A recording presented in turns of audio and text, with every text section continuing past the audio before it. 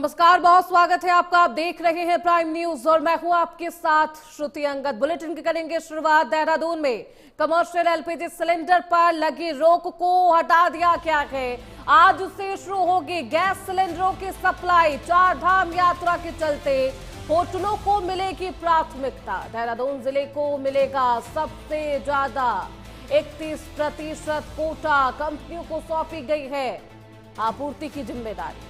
उत्तराखंड सरकार ने commercial LPG cylinder के वितरण पर लगी रोक हटा दी है, जिससे आज से प्रदेश में सप्लाई एक बार फिर से सुचारू रूप से शुरू की जाएगी।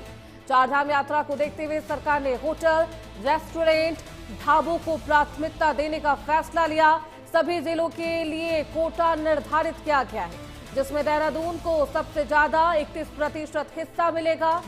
नई व्यवस्था के तहत आईओसी, बीपीसीएल और एचपीसीएल को सुचारू आपूर्ति की जिम्मेदारी सौंपी गई है। इस फैसले से यात्रा मार्ग और पर्यटन व्यवस्थाओं से जुड़े लोगों को राहत मिलने की उम्मीद है।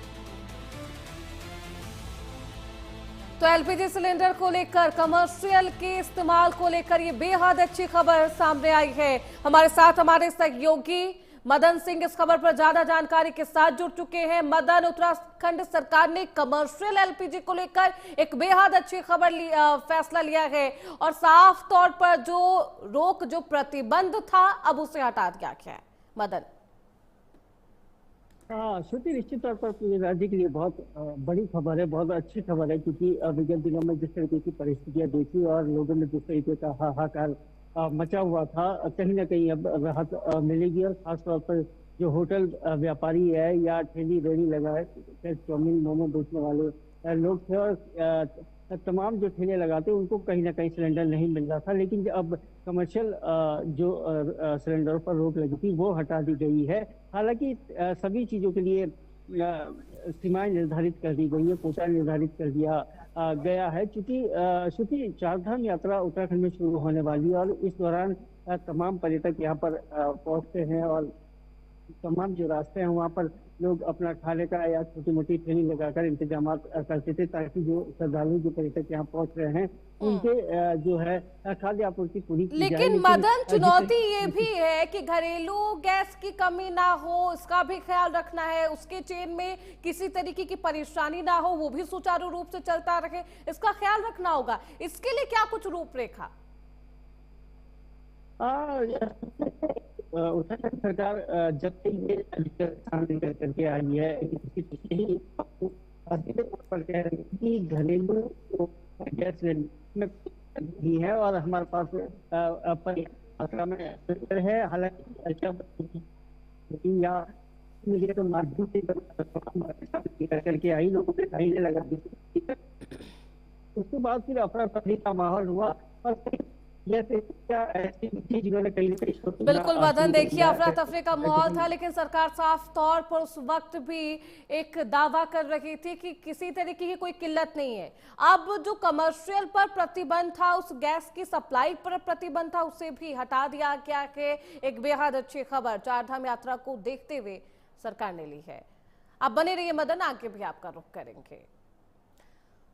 चलिए खबरों बढ़ते आगे। देहरादून में चारधाम यात्रा में पशु क्रूरता पर सख्ती है। हाईकोर्ट ने निगरानी कमेटी के लिए आदेश जारी कर दिया है। पशुओं और श्रद्धालुओं की सुरक्षा पर खास फोकस रहेगा। सरकार के एसओपी पर अदालत की नाराजगी है। यात्रा में बेहतर चिकित्सा सुविधा सुनिश्चित होगी। देहरादून से ये बेहद अहम खबर, जहां चारधाम यात्रा के दौरान अव्यवस्था और पशुओं पर हो रही क्रूरता को लेकर नैनीताल हाईकोर्ट ने सख्त रुख अपनाया है। अदालत ने सरकार को गढ़वाल कमिश्नर की अध्यक्षता में एक निगरानी कमेटी गठित करने का आदेश दिया है। पशु प्रेमियों द्वारा दायर जनहित याचिका पर सुनवाई होगी और सुनवाई करते हुए कोर्ट ने साफ तौर पर यह भी कहा है कि सरकार एसओपी का सही पालन नहीं कर रही है। कोर्ट की तरफ से कहा गया है कि एसओपी का सही से पालन नहीं किया जा रहा। सरकार की तरफ से कोर्ट ने निर्देश दिए हैं कि जानवरों और श्रद्धालुओं की सुरक्षा के साथ मार्ग पर पर्याप्त चिकित्सा सुविधाएं सुनिश्चित की जाए। चारधाम यात्रा को लेकर जनहित याचिका पर यह सुनवाई हुई। एसओपी को लेकर कोर्ट की तरफ से सख्त निर्देश दिए गए हैं। देखिए, चारधाम यात्रा की शुरुआत होनी है अप्रैल महीने से।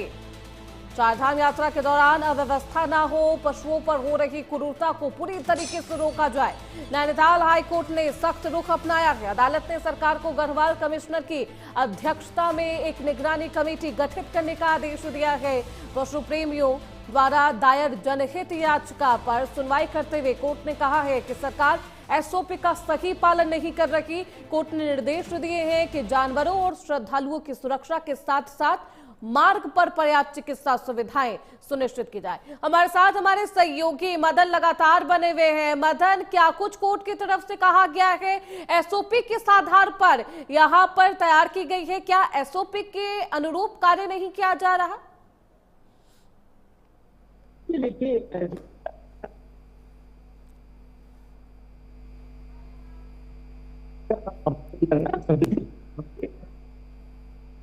मदन, आपकी आवाज हम तक नहीं पहुंच पा रही है सही तरीके से। दोबारा आपसे संपर्क करेंगे। देखिए, हाईकोर्ट की तरफ से सरकार को फटकार लगाई गई है, सख्त आदेश और निर्देश दिए गए हैं हाईकोर्ट की तरफ से। नाराजगी इस बात को लेकर के एसओपी का सही से पालन हो, उसी के अनुरूप कार्य हो। चारधाम यात्रा को देखते हुए हाईकोर्ट ने ये निगरानी कमेटी बनाने के आदेश दिए हैं। पशुओं पर क्रूरता ना की जाए, चाहे सवारी को लेकर हो या फिर कमाई को लेकर, किसी भी तरीके की क्रूरता पशुओं पर बर्दाश्त नहीं की जाएगी। चारधाम यात्रा पर हाईकोर्ट बेहद सख्त। चलिए खबरों बढ़ते हैं आगे। स्वर्गीय हेमवती नंदन बहुगुणा की पुण्यतिथि आज। मुख्यमंत्री पुष्कर सिंह धामी ने श्रद्धांजलि दी है। सीएम आवास में चित्र पर श्रद्धा सुमन अर्पित की है। कुशल प्रशासक और दूरदर्शी नेता थे बहुगुणा। जनहित और कमजोर वर्गों के लिए काम किया करते थे। मुख्यमंत्री पुष्कर सिंह धामी की तस्वीरें आपकी टीवी स्क्रीन पर है। मुख्यमंत्री हेमवती नंदन बहुगुणा की पुण्यतिथि पर उन्हें श्रद्धांजलि अर्पित कर रहे। मुख्यमंत्री आवास में आयोजित कार्यक्रम में सीएम ने उनके चित्र पर पुष्प अर्पित कर उन्हें नमन किया है। इस दौरान मुख्यमंत्री ने स्वर्गीय बहुगुणा को एक कुशल प्रशासक और दूरदर्शी नेता बताया। उन्होंने कहा कि बहुगुणा जी ने अपने राजनीतिक जीवन में सदैव जनहित और समाज के कमजोर वर्गों के उत्थान को प्राथमिकता दी। चलिए खबरों बढ़ते आगे। उत्तराखंड में फिर बदला है मौसम का मिजाज। कड़ाके की ठंड ने एक बार फिर वापसी कर ली है। भारी बारिश और ओलावृष्टि का ऑरेंज अलर्ट जारी कर दिया गया। 3200 मीटर ऊंचे इलाके में भारी बर्फबारी होगी। 60 की रफ्तार से चलेंगी तेज हवाएं। आईएमडी की तरफ से ये चेतावनी जारी की गई है। पिथौरागढ़, चमोली समेत कई जिलों में हाई अलर्ट जारी किया गया है। बर्फबारी की तस्वीरें आपको दिखा रहे। ठंड का कहर एक बार फिर से। देवभूमि उत्तराखंड में मौसम का मिजाज बदल चुका है। एक बार फिर पूरी तरीके से मौसम बदल गया है। बीते 24 घंटे से प्रदेश के कई हिस्सों में लगातार बारिश और बर्फबारी ने मार्च के महीने में ठंड की वापसी करा दी है। देहरादून मौसम विज्ञान केंद्र ने आज के लिए प्रदेश के कई जिलों में भारी बारिश और ओलावृष्टि का ऑरेंज अलर्ट जारी कर दिया है। उत्तरकाशी की बात करें, चमोली, पिथौरागढ़ जैसे पर्वतीय जिलों के ऊंचाई वाले इलाकों में भारी बर्फबारी की संभावना है। वहीं हरिद्वार, नैनीताल जैसे मैदानी क्षेत्रों में 60 किलोमीटर प्रति घंटे की रफ्तार से तेज हवाएं चलने का अंदेशा है। इसकी संभावनाएं जताई जा रही है। बर्फबारी की वजह से तापमान में भारी गिरावट है। मौसम ने एक बार फिर से करवट ली है। जहां हमने विगत दिन देखा कि जबरदस्त बरसात हुई है और जो पहाड़ी क्षेत्र है वहां पर बर्फबारी भी देखने को मिली है। वहीं मौसम विभाग ने एक बार फिर से चेताया कि अगले 2 दिन इसी तरीके का मौसम रहने वाला है। पिथौरागढ़, चमोली, उत्तरकाशी, कहीं ना कहीं देहरादून का जो पहाड़ी क्षेत्र है वहां पर इस बार फिर से बर्फबारी देखने को मिल सकती है, जिसके लिए मौसम विभाग ने ऑरेंज अलर्ट भी जारी किया है। वहीं जो मैदानी क्षेत्र है वहां पर तेज हवाएं, हल्की बरसात और उसके साथ ही झक्कड़, ये तमाम चीजें हो सकती है। इसके लिए अलर्ट जारी कर दिया गया है। शासन प्रशासन पूरी तरीके से इसके लिए अलर्ट है। और जो ये बरसात हो रही है इसके कई मायने हैं, जिनका खासतौर पर किसानों के लिए ये बरसात बहुत अच्छी बताई जा रही है। वहीं उत्तराखंड में जो चारधाम यात्रा चल रही है वहाँ पर कहीं ना कहीं दिक्कत हो सकती है, क्योंकि अगर ज़्यादा बरसात होती है तो कहीं ना कहीं यात्रियों को तमाम चीजों का सामना करना पड़ता है। हालांकि शासन प्रशासन की पहले से पूरी तैयारियां हैं। बहरहाल देखने वाली बात होगी कि आगामी 2 दिन अगर बरसात होती तो किस तरीके की परिस्थितियां बनती है। अपने सहयोगी प्रभात मिश्रा के साथ मदन सिंह, प्राइम न्यूज, देहरादून। तो वहीं उत्तरकाशी जिले के कई इलाकों में हुई ओलावृष्टि से किसानों की फसलों को भारी नुकसान पहुंचने की खबर है। यमुना घाटी के भंकोली और धारीवोली क्षेत्रों में अचानक हुई ओलावृष्टि ने खेतों में फसलों को काफी प्रभावित किया है। वहीं क्षेत्र में ओलों की मार के फसलें खराब हो गई है। स्थानीय किसानों का कहना है कि फसलें तैयार होने की स्थिति में थी, लेकिन ओलावृष्टि से उत्पादन पर असर हुआ। किसानों ने प्रशासन से प्रभावित क्षेत्रों का जल्द सर्वे कराने, नुकसान की भरपाई के लिए उचित मुआवजा देने की मांग। इधर जो है पूरा मैदान, पूरा क्षेत्र, खेत पूरा जो है।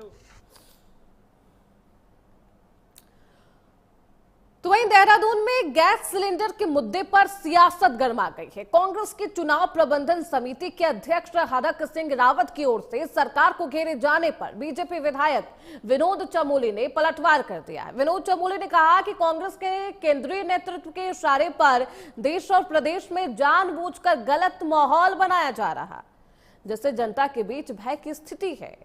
उन्होंने आरोप लगाया है कि जब भी देश में संकट की स्थिति बनती है, कांग्रेस साथ में होने के बजाय बाधा बनने का काम करती है।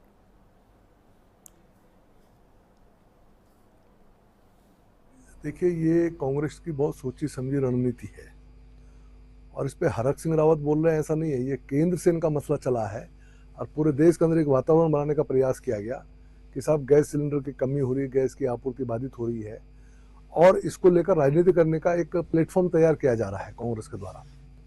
और उसके दुष्प्रभाव ये आ रहे हैं कि जो गैस की आपूर्ति कहीं पर भी कम नहीं थी, गैस पर्याप्त है, आपूर्ति पूरी हो रही है, लेकिन ये लोग पैनिक हो गए हैं और लोगों ने उसका भंडारण शुरू कर दिया, उसका स्टोरेज शुरू कर दिया, ब्लैक मार्केट शुरू कर दिया। तो देहरादून में गैस की किल्लत की वजह से सियासत जारी है। हालांकि भारतीय जनता पार्टी की तरफ से साफ तौर पर कहना है कि कांग्रेस अफवाह फैला रही है, लोगों में भ्रम की स्थिति और डर की स्थिति पैदा कर रही है। फिलहाल इसी के साथ रुकेंगे छोटे से ब्रेक के लिए, फौरन लौटेंगे।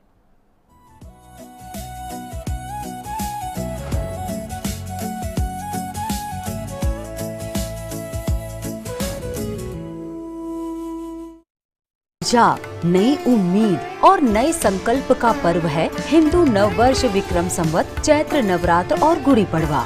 भारतीय संस्कृति में इस दिन से शुभ कार्यों का आरंभ होता है। गुड़ी पड़वा 19 मार्च से मध्य प्रदेश में शुभारंभ हो रहा है जल गंगा संवर्धन अभियान का। प्रधानमंत्री श्री नरेंद्र मोदी जी के जल ही जीवन है संकल्प की पूर्ति के लिए मध्य प्रदेश में मुख्यमंत्री डॉक्टर मोहन यादव के नेतृत्व में विगत वर्ष की तरह 30 जून तक ये अभियान चलाया जाएगा, जिसमें सभी जिलों में पर्यावरण जलीय संरचनाओं के संरक्षण संवर्धन पर विभिन्न गतिविधियां संचालित होंगी।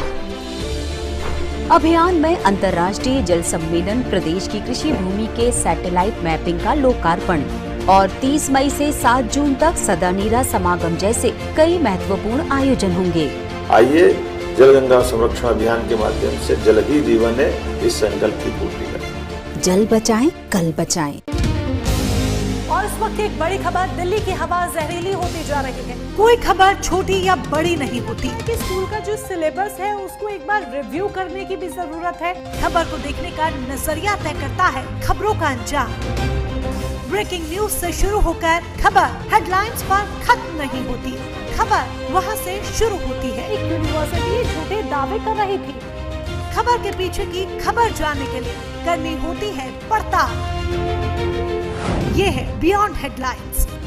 देखिए मेरे साथ सोमवार से शनिवार रात 8 बजे सिर्फ प्राइम न्यूज पर। लगता है आजकल पंजाब सरकार का नशा मुक्ति अभियान जोर शोर से चल रहा है। नशा बेचने वाले अब दिखते नहीं। हर जगह कैमरे जो लगे हुए। कैमरे? वो देखो कैमरा। चलो तुम्हें दिखाता हूँ। वो देखो कैमरा।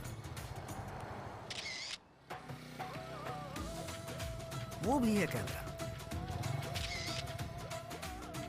एक ये रहा कैमरा। ये भी है कैमरा।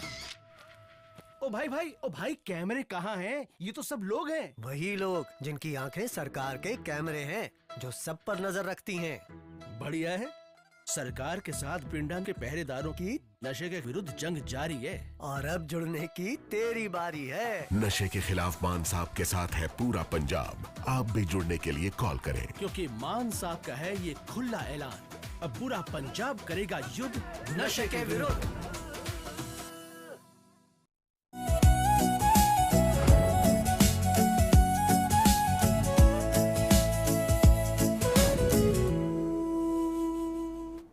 ब्रेक के बाद एक बार फिर से आप सभी का स्वागत है। चलिए खबरों में बढ़ते हैं आगे। उधम सिंह नगर के मोदी मैदान में पुलिस और असला सप्लायरों के बीच ये एनकाउंटर। हथियार सप्लाई करने वाले शातिर अपराधी बंटी कोली, उसके साथी को पुलिस ने घेराबंदी कर गिरफ्तार कर लिया है। जवाबी फायरिंग में बंटी के पैर में गोली लगी है, जिसे अस्पताल में भर्ती करा दिया गया। एसएसपी अजय गणपति के अनुसार आरोपियों से एक पिस्तौल, 8 तमंचे, 18 कारतूस बरामद किए गए। बंटी पर पहले से ही कई मुकदमे दर्ज है।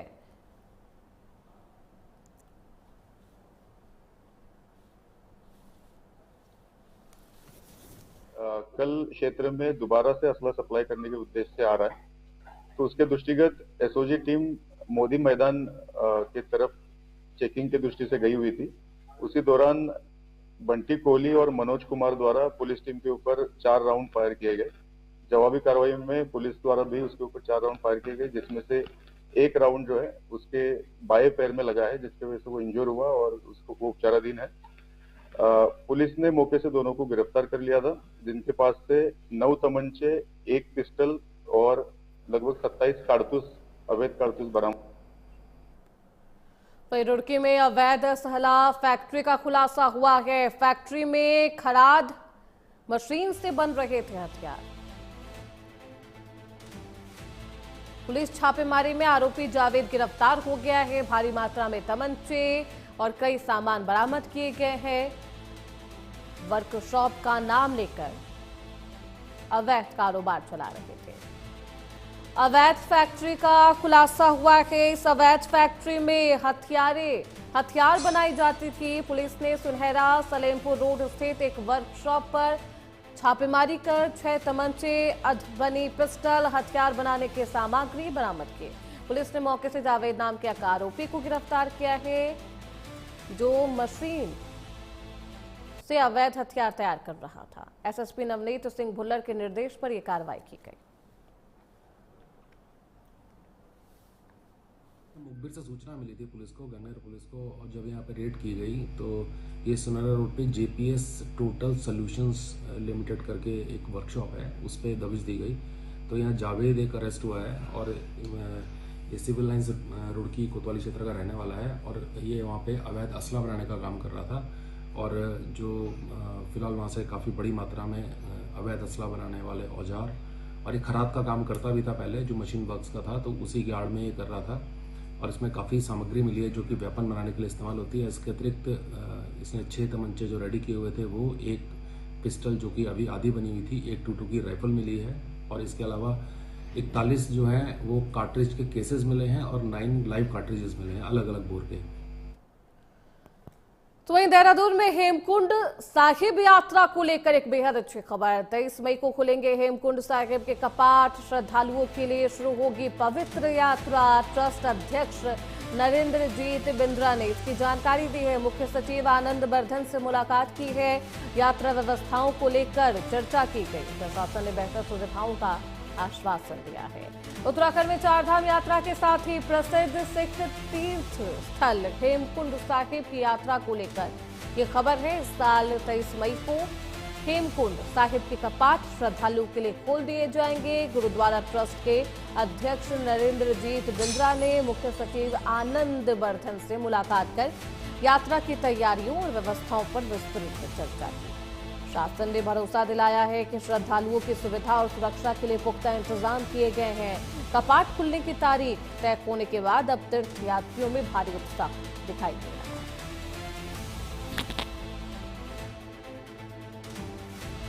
तो तस्वीरें दिखा रहे हैं मुख्य सचिव के साथ मुलाकात की तस्वीरें हैं। यात्रा व्यवस्थाओं को लेकर चर्चा की गई है। प्रशासन ने बेहतर सुविधाओं का आश्वासन दिया है। किसी भी तरीके की कोई दिक्कत नहीं होगी श्रद्धालुओं को, इसका आश्वासन दिया गया है प्रशासन की तरफ से, सरकार की तरफ से। हेमकुंड साहिब की यात्रा 23 मई को हेमकुंड साहिब के कपाट खुलेंगे। उसके बाद से श्रद्धालु ये पवित्र यात्रा पर जा सकते हैं, इस यात्रा की शुरुआत कर सकते हैं। ट्रस्ट अध्यक्ष नरेंद्र ने आनंद वर्धन से मुलाकात की है, यात्रा व्यवस्थाओं को लेकर चर्चा की गई है, वो तस्वीरें आपको दिखा रहे हैं। श्रद्धालुओं को किसी तरीके की कोई परेशानी ना हो, इसके लिए प्रशासन पूरी तरीके से तैयार है, तमाम तैयारियां की गई है। अप्रैल महीने से चारधाम यात्रा की शुरुआत होगी और 23 मई को हेमकुंड साहिब के कपाट खुल जाएंगे, पवित्र यात्रा की शुरुआत होगी। नरेंद्रजीत बिंद्रा ट्रस्ट अध्यक्ष ने मुलाकात की है, मुख्य सचिव आनंद वर्धन से ये मुलाकात की गई है। ये तस्वीरें आपकी टीवी स्क्रीन पर यात्रा व्यवस्थाओं को लेकर, स्वास्थ्य सुविधाओं को लेकर और आपदा प्रबंधन की तरफ से क्या कुछ तैयारी है, इसको लेकर विस्तार से चर्चा की गई।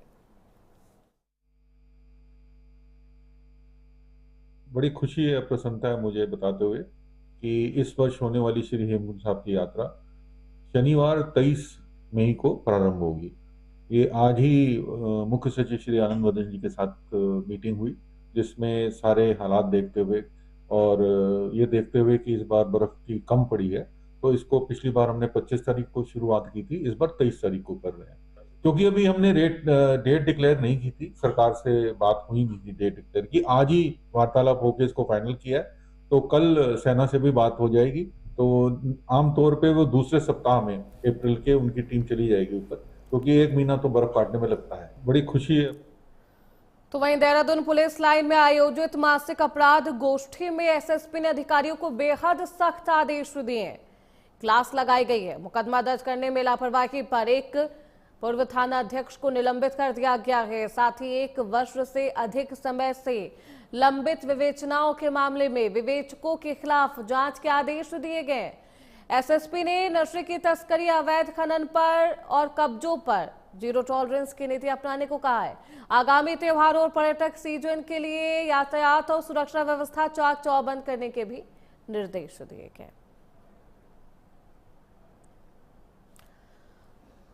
तो फिलहाल इसी के साथ उत्तराखंड स्पीकिंग में बस इतना ही। रुकेंगे छोटे से ब्रेक के लिए, फौरन लौटेंगे।